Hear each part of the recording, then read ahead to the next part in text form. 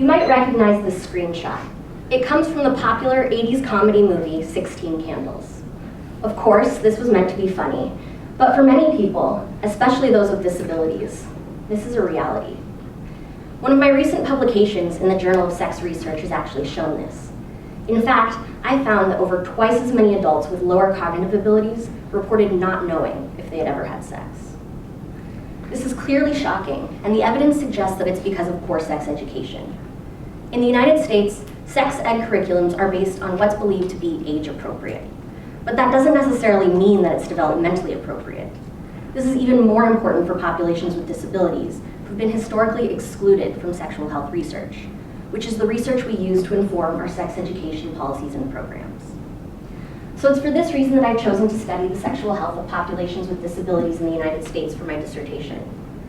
More specifically, I studied their sexual behaviors, like the time of first sex and the number of sexual partners they've had, and how these behaviors are related to health outcomes, like sexually transmitted diseases or STDs, unintended pregnancies, and romantic relationship quality in adulthood.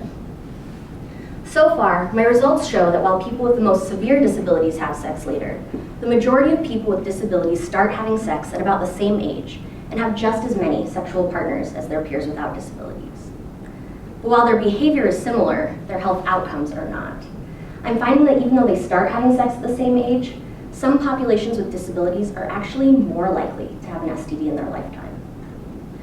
So what does this mean for sex education policies and programs? Well, it affects not only what we consider age appropriate, but also what we consider developmentally appropriate. Since they start having sex at about the same age, we can assume that what's age appropriate for students without disabilities is also age appropriate for students with disabilities. However, their health outcomes tell us that what's developmentally appropriate might not be the same.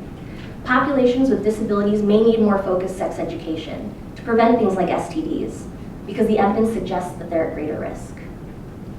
Overall, I hope this research is just the beginning.